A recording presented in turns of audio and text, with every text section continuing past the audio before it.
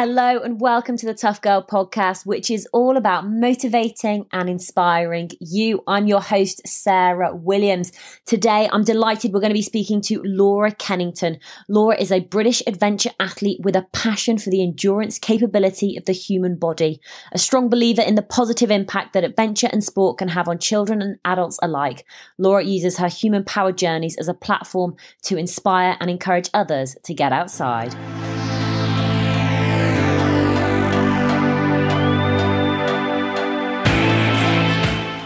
Hey, Laura. Hey. How are things with you? Yeah, really good, thanks, Sarah. How are you doing? Very well. Now, where are you based, Laura? So I'm a little bit all over the place at the moment. I'm currently in London, but yeah, moving around a little bit. Oh, I love that, moving around. It's an adventure already, which is exciting. Yeah. So, Laura, tell everybody just a little bit more about you. So I have a bit of a mixed journey, I guess, to what I'm doing now. I grew up on a farm in Bury St Edmunds. So my childhood was always spent kind of outdoors, getting pretty muddy. And then when my parents split up, I moved to London with my mum. And so my early childhood was then spent in a theatre school. So about as different from the muddy childhood as you can get, really. And then in London kind of veered away from the theatre industry in my early 20s because I thought I needed to be responsible, get a mortgage, all of those things. Worked briefly in the city, which made me very, very, very miserable. And it was that really that kind of led to a complete leap of faith to what I'm doing now. So I qualified as a personal trainer a few years ago and then just fell in love with sport and kind of it reignited this passion for being outside and kind of seeing what my body could do. Oh, do you know, I love that. I mean, as somebody who has worked in the city before, I can totally get like how miserable it could have made you, especially, growing up in a farm, spending time outdoors and in the mud. Yeah. So I feel like I got a bit derailed, a little bit distracted. I think it can happen quite easily, especially like in your 20s and 30s when it's almost this pressure, like got to get a mortgage, got to get a house, got to find a partner, get married and tick all these boxes. Yeah. So falling in love with sport again, I mean, were you managing to keep quite active during this transition period? Is that why you decided to go down the PT route, or how did that happen? I've always been fairly active, even, when I wasn't kind of working in this industry. But the ethos behind training as a personal trainer was just, I wanted something that I thought I would enjoy. And actually it started out as a flexible way of earning money in between kind of my acting commitments. I just thought, I can have some clients on the side and that would kind of keep me going between kind of theatre tours or whatever. And it just kind of went from there, really. And then working with clients, kind of training them to see what they could do, I thought, well, I'm training these guys to do all this thing. What can I get my body to do? And that's really the same thing that governs me now. It's like this curiosity for what on earth I can get my body to do just from that sports science background. I was going to say, it's such a great question, isn't it? What can I get my body to do? I mean, when you started thinking about it, what sort of ideas were coming up for you? I went kind of straight into the deep end a little bit. So my first big adventure was to kayak Europe's longest river. So I was in between kind of supplementing my other incomes. When I left the city job, I was working as a personal trainer. I was hosting pub quizzes as well in East London every Wednesday and working as a clinical administrator as well for a private health company. So I was hosting this pub quiz and one of the questions was at double the length of the Danube, what is Europe's longest river? And the answer to that was the Volga River in Russia. So that was pretty much like I heard that and just thought, yeah, I'll give that a go. That sounds like a good challenge to put my body through.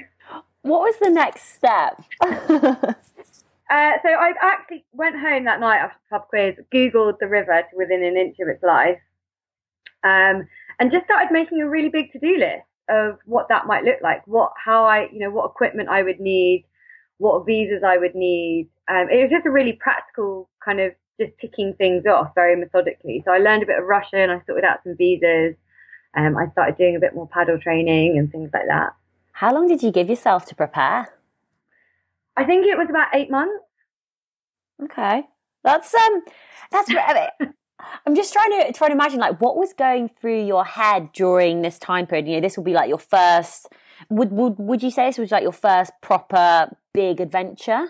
Yeah, definitely. Like I'd done kind of sporting challenges, but I was really kind of hungry for this full-on adventure. You know, I wanted to be self-sufficient.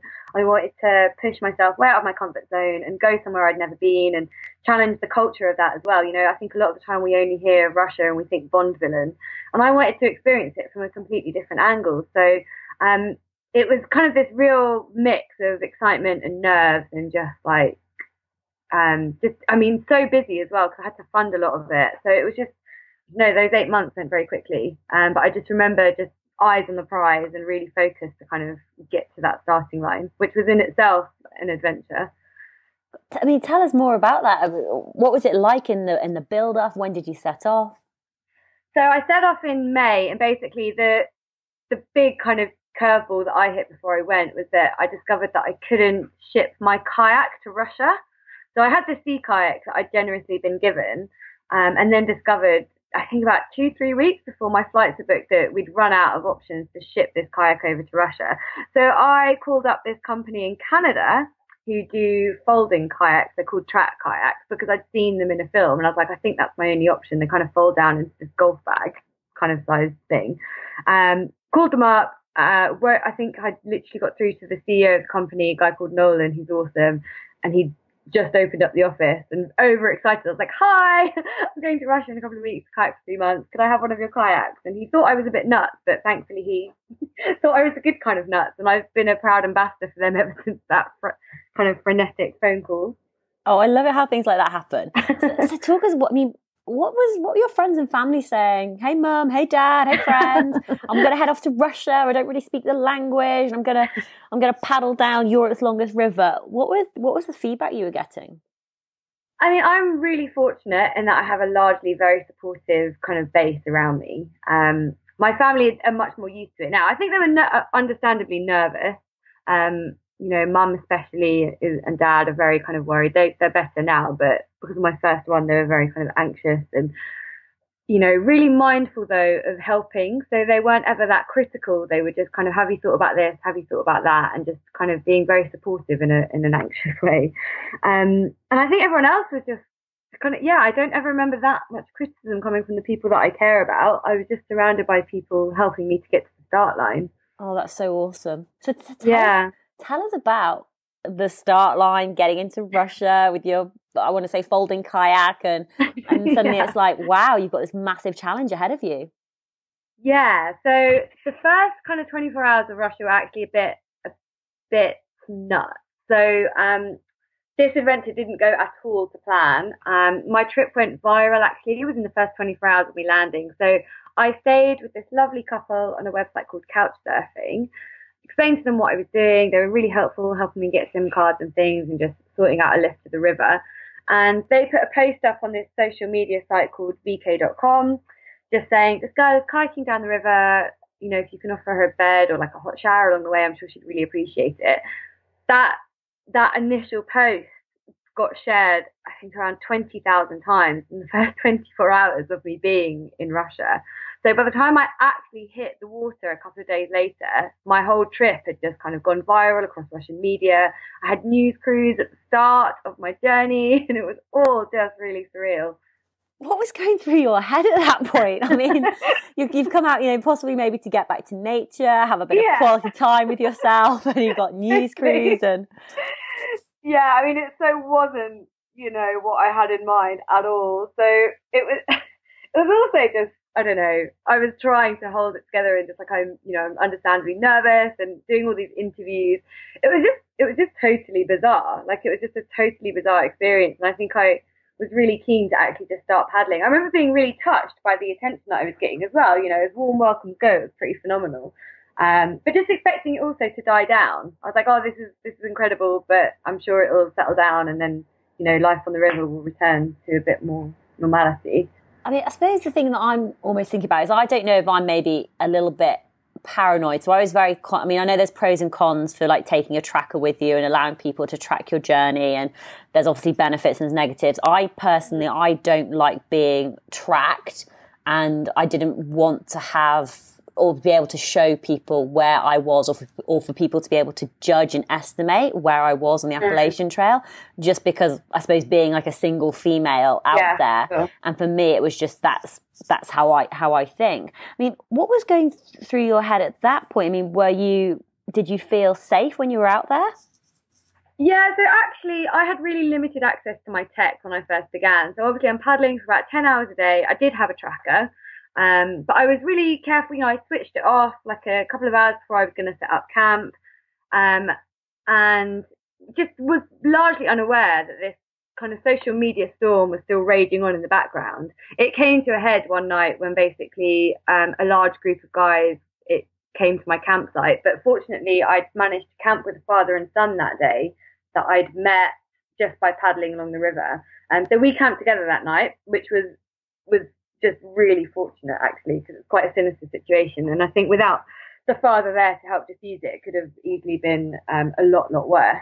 And that was really the first time that I had this kind of sense just that it hadn't calmed down. I was a week or so into the trip, and they were telling me as well, the father and son were saying that, you're a celebrity and people are looking out for you, and be careful when you get into the busier towns because it will just get even worse. And then this group turned up and I had this kind of really scary experience. So I came off the river to basically assess all of those things and have a good look at it. And that's when we discovered that my map was getting like 8,000 views a day and had like smashed all records for tracker maps. Still to this day, like the guy who does it, Ant at 060, I don't think my map's been beaten yet in terms of statistics for views and things like that. So yeah, it was a real wake up call at that point. We took the map down, and actually another one went up within 24 hours. So we took mine completely offline, and then another one went up basically with estimated green triangles of where they thought I would be. And if anyone had seen me on the river, they were told to update the map. So it all just kind of very quickly spiraled out of control and turned into a weird version of Where's Wally, but where's Laura? It's almost like you're being stalked on your... Yeah, 100%. Why were the group of guys coming out? You said did they diffuse the situation, but were they coming to chat? Oh, actually, I don't even think I necessarily want to go there, but... Yeah, it was this really weird combination of just enforced hospitality, I guess is a nice way of putting it. Like a couple of them were really adamant that they just weren't going to leave my tent. And that was very difficult. So eventually I managed to calm the situation down by saying that I would come and hang out with them the next day in the next town. And then it wasn't that I didn't want to, spend all night hanging out with these guys and getting drunk by the campfire and whatever else. It's just that I was a bit tired, and so I said I'd come and see them the next day. And obviously we didn't. Basically, I sent the father and son ahead of this river as a decoy. So there's a film on YouTube, actually, 8 minutes, that translates to Looking for Laura, and it's this news crew getting really excited because they see the father and son, and then they realise that I'm not with the father and son because I've kind of snuck off the river to sort out what's going on. This is all... I think there's always a balance, isn't there, between having an adventure, going on an adventure, but also your own personal safety and your feelings of comfort around doing what you're doing. So you said you took some time out just to almost evaluate the level of risk now that you are being exposed to, and also maybe how vulnerable you're feeling in this situation. Yeah, I think that the key thing is that the issue came from the trip going so public. So most people I met in Russia were absolutely phenomenal. The same old stories that we all hear of human kindness, that was utterly applicable. And I've got really warm feelings to a lot of people in Russia. A couple of families really took care of me. The issue was that when it became so public, it was this morphed kind of celebrity-esque status that brought some really sinister attention with it as well, which I guess is the other side of that kind of celebrity status. Yeah. When did you decide that actually this isn't what you were doing the adventure for and this isn't how you wanted it to be? And was it difficult to make that decision about actually, let's just leave it, or let's, head home? Yeah, it was a heartbreaking decision to make. I think what made it very clear for me is I always say there's a fine line between being a badass and being a dumbass. And for me, the risk was unjustifiable. Like it was a known risk. So it felt like if I was to carry on, I'm just kind of tempting fate. And we tried a few measures to calm it down, and none of them worked. You know, and I was getting thousands of messages every day. We were tracking what was being said. A lot of it was really unpleasant, and this was so anti the trip. You know, I wanted to show Russia in a good light. I wanted to experience the culture from a kind of quite organic standpoint. And yeah, I in hindsight, I think, you know, perhaps I was a bit naive in the way I went about it. But no other tracker had that response. So we certainly had no way of knowing that my trip was going to get that much attention. And I think for me, it was just a case of, is it really worth it? You know, if some harm does come to me just because I refuse to stop paddling, that seems like a really stupid decision, actually, in the grand scheme of things. There are other rivers, there are other adventures, and I have a family to come back to, you know, that I love. So it just wasn't worth it. So it was a heartbreaking decision, but once I'd made it, it was a bit of a relief, actually. I think the time in between, the limbo between trying to decide and trying to settle everything down was much, much worse. Yeah. So sometimes it's, you know, once actually the decision's been made, it's like, you know, possibly relief or whatever from it. What do you think you learned most from that experience that you've managed to apply either to other expeditions, or, you know, how has it changed your view?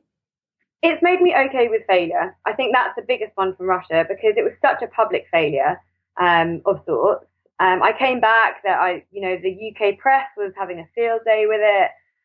And I mean, for me, it was heartbreaking. You know, I'd saved and worked like 3 jobs for like 8 or 9 months to get there. So it was devastating. But being confronted with that just kind of toughened me up a bit. And I had to like look it in the eye and be okay with it, and, you know, make peace with it. And I also set off on another adventure like a couple of weeks later, because I just didn't want to be at home sulking. So it definitely strengthened my stubborn muscle an awful lot, because I just wanted to give myself something else to think about and give some, you know, other people something else to talk about as well. So I packed up actually pretty soon after I got home and set off to cycle across Ireland, just to kind of put that behind me and silence all of that kind of negativity. Yeah, good for you. Absolutely. I mean, I just want to almost say, you know, thank you for sharing that, because actually it's not, I always think it's difficult because sometimes adventures and going off, it's glamorous and it's exciting to do all these challenges, but there is a reality to it. And I think, you know, as women, as solo adventurers, you've got to have this, what's the word? I don't even want to say the word sensible, but actually, yeah, I think you just need to be mindful of the differences. Like, I am such a huge advocate for women in adventure, obviously, and I do a lot of travel solo and will always do that.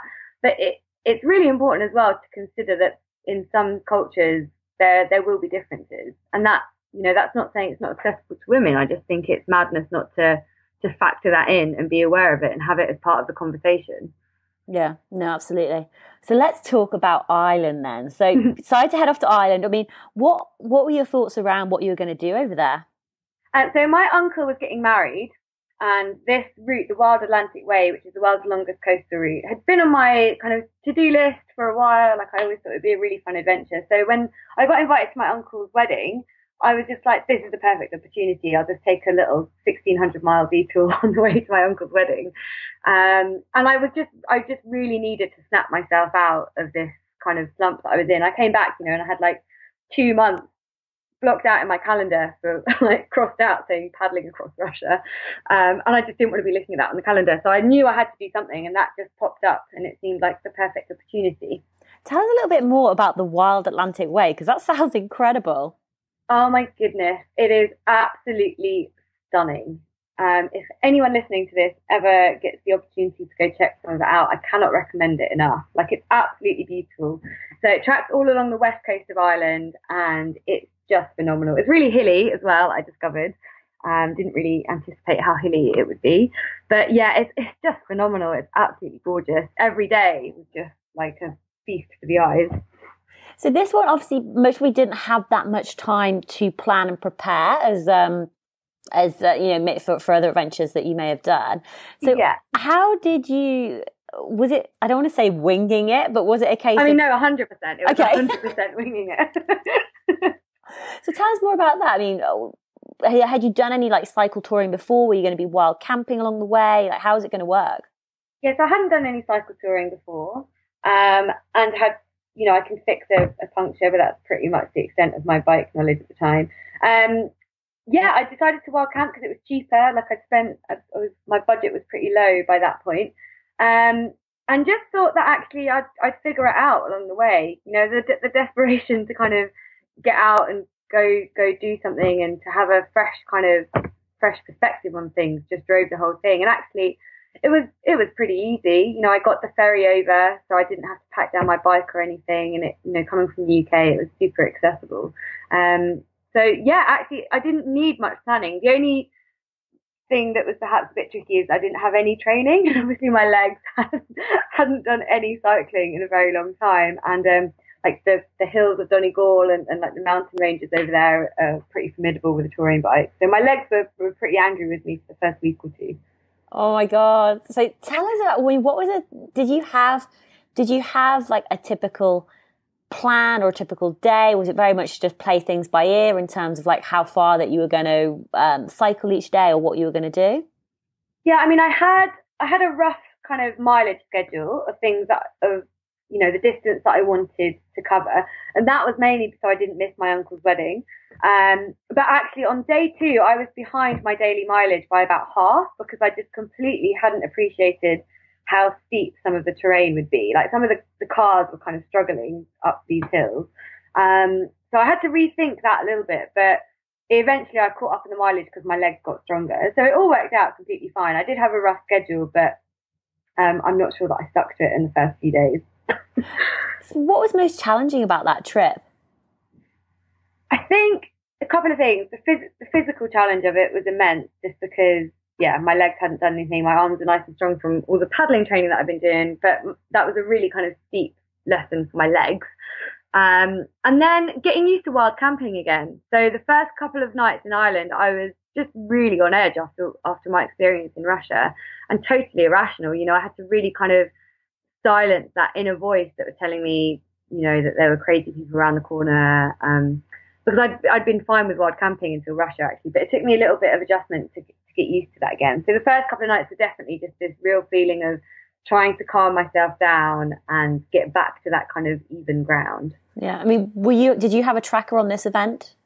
I did actually, yeah. I did, and I had no issues. I think one person found me. They were like, "I follow you on Instagram. Here's some cake." And that was kind of it. And I've had tracker maps on a lot of my other adventures as well, actually. So I've never experienced anything like it, and I don't know anyone else that has either. So I guess it's just one of those things. Yeah. So tell us about mentally, you're cycling along the coast, a lot of time to think, and what were you thinking about? Was this a finding you? Was this just to get back to nature? Was this just adventure for adventure? Yeah, I mean, I think it was a bit of all of those things. For me, completing the challenge was really important on a personal level, just because I felt like I had to prove to myself that I could finish something. So there was all this pent-up energy and this pent-up aggression of just wanting to kind of get something done. And also, there's something just amazing about obviously being in nature all day, like every day. Like, it was so healing in that sense. You can't help but have your mood lifted when you're looking around at this stunning scenery. Yeah. I mean, what was, can you share maybe like a memorable moment, whether it was a story of somebody you met or a particular mountain range or a particular view or something that stands out from that cycle journey? There's a really good example actually of I think the second night I was wild camping. So this is when my nerves are at an all-time high, and I was hyper alert and just expecting the worst from absolutely every noise I could hear. And my water bladder had leaked, so I'd run out of water, and I knew I had to go and find some water if I was going to be able to cook and drink obviously throughout the day. So I went off really nervous on this mission to kind of find some water, and eventually came across this family that were camping kind of a little bit down the road, and they just covered me with like mosquito repellent, like gave me gifts of burgers and wine, and I just thought, what a lovely reintroduction to the world of wild camping. So there was a lot of that actually. If any time I passed any families or they kind of heard what I was doing, they would just try and offload some cake and be really supportive. And then there were days where it just rained, like torrential rain, and the roads were flooded, and I got 3 punctures in a day, and then I just kind of rolled into this town, and this woman just put me up for the night and fed me hot chocolate and food, which was great. Oh, I was going to say, like, raining all day, having punctures. I mean, sometimes it can be quite miserable on the adventures. It's not all sunshine, roses, unicorns, incredible views. How do you deal with the days when it's not as glamorous and maybe you are a little bit miserable out there? Yeah, I mean, there are definitely days like that. Hey, I think for me, it's very important to break it down. So I focus a lot on just kind of the next achievable goalpost. Like in Ireland, I didn't ever think, oh, great, I've got another 1,500 miles to go, because I probably wouldn't have got out of my tent, because that's just overwhelming. I thought, okay, I've got another 40 miles to go, and then I can have like my lunch, or I've got another 5 miles to go, and then I can have a bit of chocolate. Like just breaking it down into those manageable chunks suddenly makes it a lot more achievable. Oh, definitely. Breaking stuff down makes it so much better. So, yeah. Did you have a good time at the wedding? Did you arrive with enough time to make yourself look gorgeous for the wedding party? It was great. So my mum flew out with the wedding dress, not my wedding dress, obviously, like the dress that I needed to wear for the wedding and like the nice shoes and stuff. But I had these ridiculous tan lines from the shoes that I was cycling in. So I had like tiger striped feet. That I was putting into my high heels. But yeah, it was a great time. It was a really fun celebration. I was going to say, and also, not only like celebrating the wedding, but what a lovely way to get there, under your own human power and arriving. And also, I suppose now it's that sense of accomplishment that actually you've set out to do a longer challenge, you've completed it. Was straight away, were you starting to think, right, what can I do next? Or were you sort of, right, actually, do you know what, I want to get back to work, bit of a routine, bit of normality? What was the journey after that? I think by that point I'd realised that this was something that made me feel alive. So I think by the time I set off to Ireland, I was very aware that this was me now, which is the other reason why I set off. I was like, if I don't get back on the horse, that's it. That's my kind of adventuring career done and dusted. So no, by that point, I was very much aware that this was a passion that I'd found, and I'd absolutely loved it. So I focused a lot on doing school talks and kind of spreading this message of overcoming adversity, and also working a lot with clients a bit more. I did some corporate work, kind of getting them to implement health strategies in the corporate environment, because it's so important for mental health, activity in general. Yeah, absolutely. Can agree with you more. So what did you decide was going to be your next challenge? Did you want to continue with the cycling? I mean, I don't have one real sport actually. For me, as long as I'm challenging myself and I'm pushing myself out of something else, then that's okay for me. Like I don't have one sport that it has to be. So I think later that year I paddled the Thames home as like a fun little mini challenge, and then I focused on a 3-island triathlon. That was because I was actually looking at an island to kayak around as a kind of, I thought that would be a fun thing to do. And then I noticed that 2 of the Channel Islands are really close together, so that accidentally became a triathlon. And as soon as I had that idea in my head, like that's what stuck. Let's talk about that then. So the Channel Islands triathlon, 3 different islands, 3 different disciplines. Yeah, tell us more about it. So, as I said, I was looking for this kayaking trip to do. And then when I saw how close kind of the other 2 islands were, I was like, well, what else can I do that's going to be a real challenge? And so I decided that I would swim around the island of Sark, because I've been curious about swimming for a while as well. So I just thought, well, why not stretch myself there as well? Let's just throw a completely new sport into the mix and learn how to be an open water swimmer by swimming around this island. And then actually at the time I absolutely hated running, and I thought that if I'm making up my own triathlon, then I can, make up all the rules, which meant that I ditched the running and kayaked around instead. So it was a swim, a cycle and a kayak. Fantastic. And which did you love the most? Oh, I think for me, actually, it might have been the cycle trip on the last one. So I cycled around Jersey, and the reason I think that one might win very narrowly is because loads of people on Jersey came out to cycle with me. So I sort of put this thing out saying, I'm going to be cycling around Jersey. If you live and you want to get involved, kind of, we'd love to have you there. And I didn't know if anyone was going to turn up. And actually quite a big group of local cyclists did. And by that point, I was pretty tired. But they just made the whole day so fun. Having that kind of community around me was really lovely. Oh, that's awesome. And how did you do the trip? Did you do the trip like one after the other? Did you take much of a break in between? I mean, how long did it take to do each sort of part? So I did it on 3 consecutive days because the swim was on the first day and we needed to be mindful of the tides. So I did the swim on the first day and then I needed to have the tides correct for the kayak as well. So that was the day after that. And also we had to travel between the islands. So yeah, it was over 3 days. And what was the most memorable bit of that challenge? It's got to be the people. Like 100%, it's got to be the people. The open water swimming community of the Channel Islands is incredible. And I just got embraced by all these amazing people. So especially need to mention a guy called Adrian, or Adi, as we refer to him. So he's a phenomenal open water swimmer. At the time that I met him, he was training to do 7 ocean swims. And just was so positive. We stayed with him. He brought me takeout after the second day when I was in Guernsey.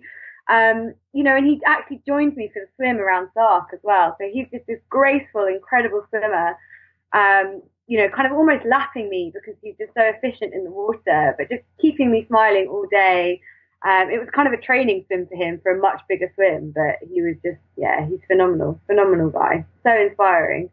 So when you're really pushing your body to the limits, what sort of tips and tricks do you use? Are you using visualization, mantras?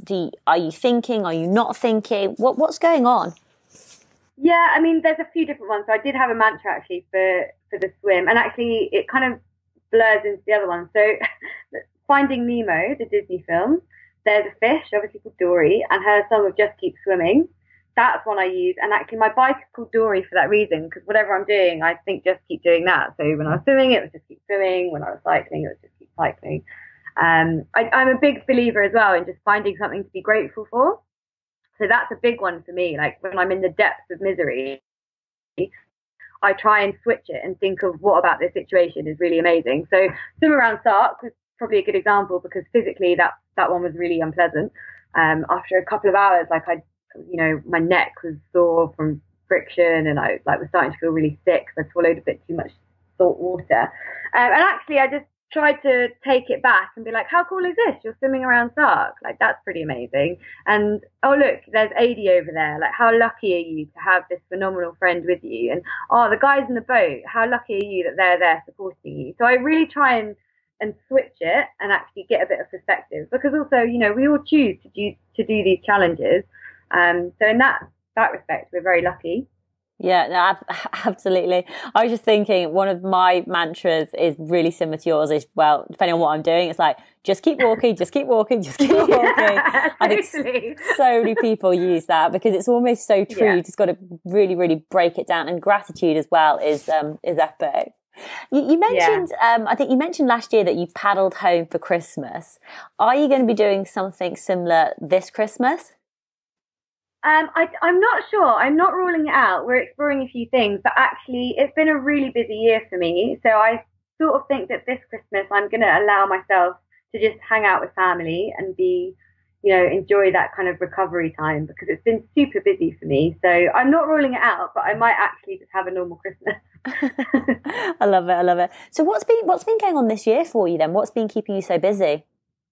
And so I did a lot of campaigns basically about just getting people outside and getting them fit. So I teamed up with my brand ambassadors, Keen, and we did a campaign called Trail Fit, which was all about just showing people that you don't need an expensive gym membership to keep fit. So I designed these outdoor training sessions. We did them in London, we did them in Bristol, just using kind of the natural obstacles around. So I did that throughout the year. We just did our last one a couple of weeks ago, actually. So that was a big focus for me, and that was really exciting because I got to marry up my experience as a personal trainer and with my adventurer career and just kind of smoosh them together and encourage people to get outside. And then I've had a couple of other adventures as well. So I finally tackled my fear of running this year, which was a huge one for me, and put that to bed. What was your fear about running? I think I just thought, it's not a fear, that's probably unfair, but I just thought I was never any good at it. Like I just had this voice in my head telling me that I would never be a runner. And that was a really hard critic to silence, actually. So that took a bit of working on, and I decided that the best way to silence it was to prove it completely wrong. So I ran across Fuerteventura in May with a friend of mine. So it's 100 miles across the island of Fuerteventura. Amazing. Is that close to Ibiza? Yeah, so it's really hot.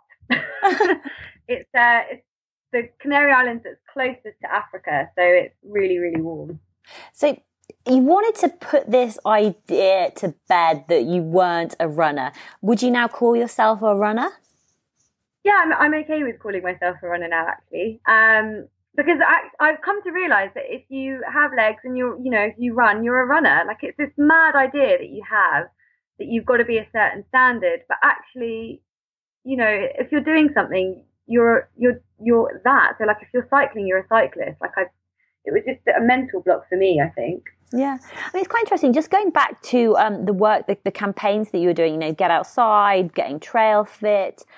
What do you think stopped most people, or because I think one of the biggest things I suppose I think about is like, how do you get people to take that first step to getting outdoors, to getting fit, to getting active? Because I think what you can generally, I think what I almost forget, and what I don't know if you forget, like once fitness becomes like part of your life and it's a habit and you just so used to doing it, it's very difficult to go back and think back to a time when you weren't active, when you weren't fit, when you weren't like healthy as such.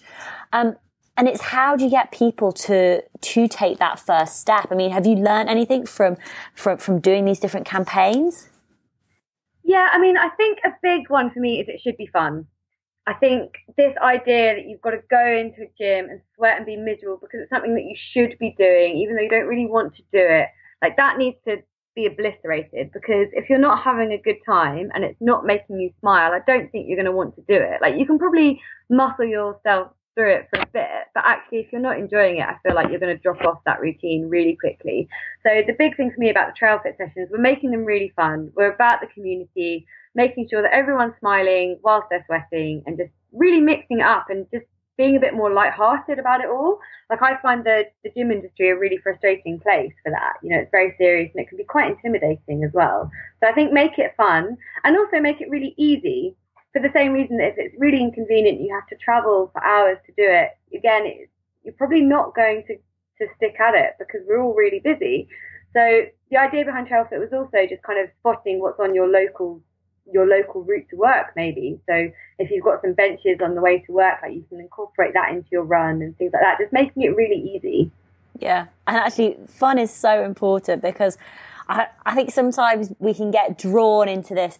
There's got to be suffering. If you're not in pain, you're not pushing yourself hard enough, you're not breaking your body and pushing it to the limits. And sometimes it's like, actually, you don't need to break your body. Yeah, totally. Yeah. And I think that what was really special about the Trail Fit sessions was that they were centered around community.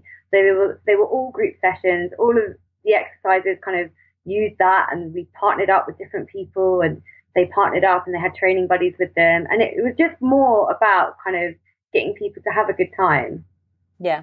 And actually, I think community is so powerful, because if you've got a friend or a buddy or somebody you've met and they're saying, oh, are you going to the run club tonight? Are you going to dancing or cycling? Mm-hmm. And they're saying, you might be thinking, oh, I'm not sure I can be bothered. But if you've got another friend who's saying, oh, I'll see you there, it will make you more likely to go and achieve it.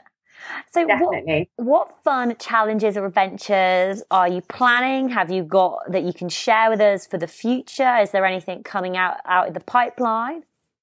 So there's just a mix of stuff going on at the moment, actually. Like I'm still really focusing on my community-based work. So the next couple of months for me are all about working with schools to try and shift some of that mindset as well.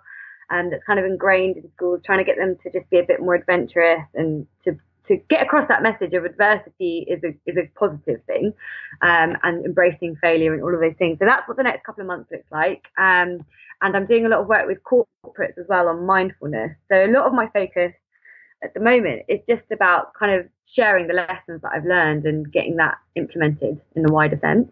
So let's talk a little bit about mindfulness. What sort of things do you do in that area? Are you 10 minutes meditation every day, or talk us through your mindfulness practice.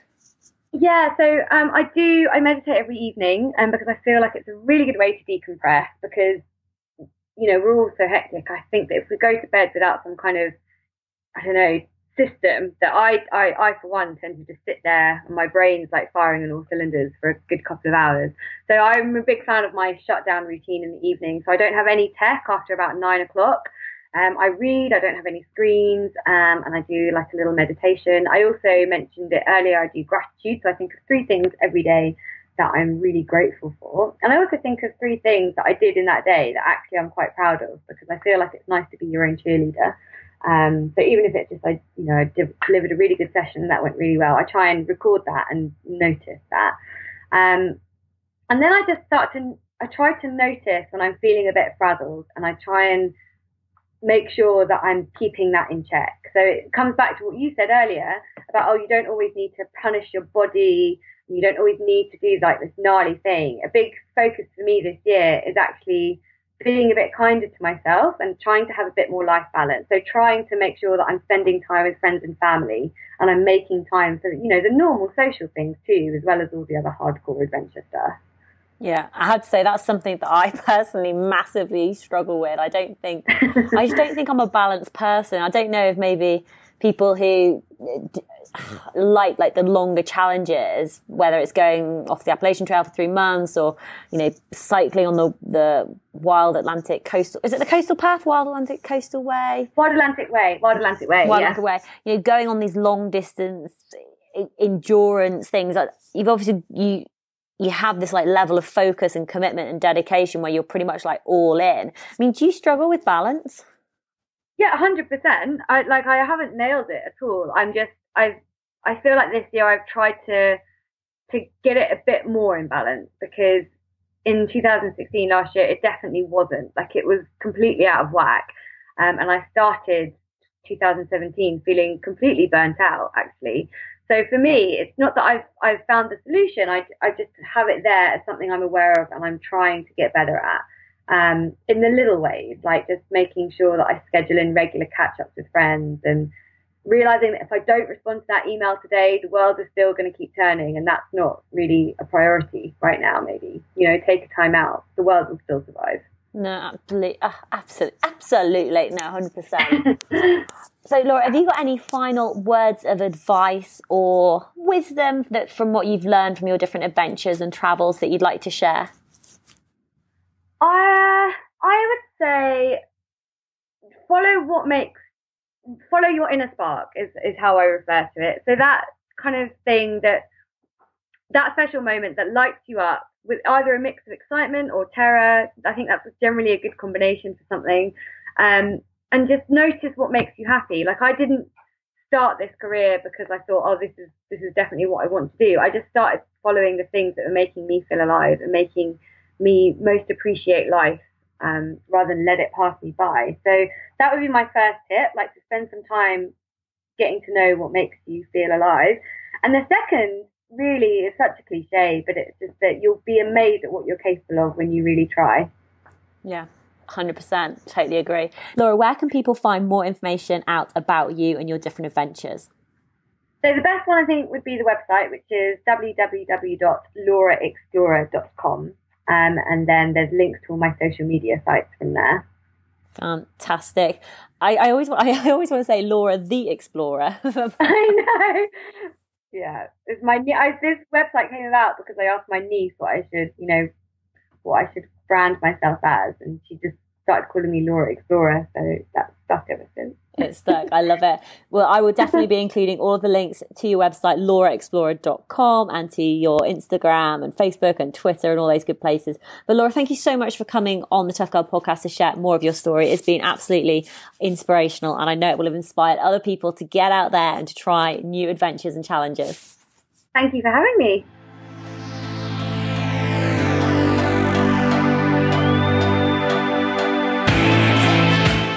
Hey tribe, how you doing? I hope you are well. A couple of weeks ago, I think it was weeks ago now, I put out a post on Facebook, on my Facebook page, which if you're not following, please do go check out my Facebook page. It's just at Tough Girl Challenges, because I was at 97 reviews on iTunes and I was like, oh my goodness, I so want to reach 100 reviews on iTunes. How epic would that be? So I put out a request to the Tough Girl tribe and the tribe answered in fine style, which is amazing because I now have 109 reviews. And I just want to share a few of the reviews which have been written, a few of the 5-star reviews which have been written by a Tough Girl podcast. I've got 1 3-star review, 3 4-star reviews, and then like 105, 5-star reviews. So Claire Zen gave me a 5-star review. Thank you, Claire. I really enjoy these podcasts. They're inspirational, real, and informative. Totally agree. Jim Kent also gave me a 5-star review. Really inspirational. In my top 3 favorite podcasts, New Year's resolution, partake in more adventures like these. Absolutely, Jim. I want to hear about what adventures you are going to be doing in 2018. Willie910 says a fabulous podcast in every way. Another 5-star review. The Tough Girl podcast isn't just interesting. It can fill you with so many different emotions in one episode. Laughter, happiness, sadness, excitement, inspiration, motivation, and an overall sense of how amazing us ladies are. I love it. Smiley face. I love it too.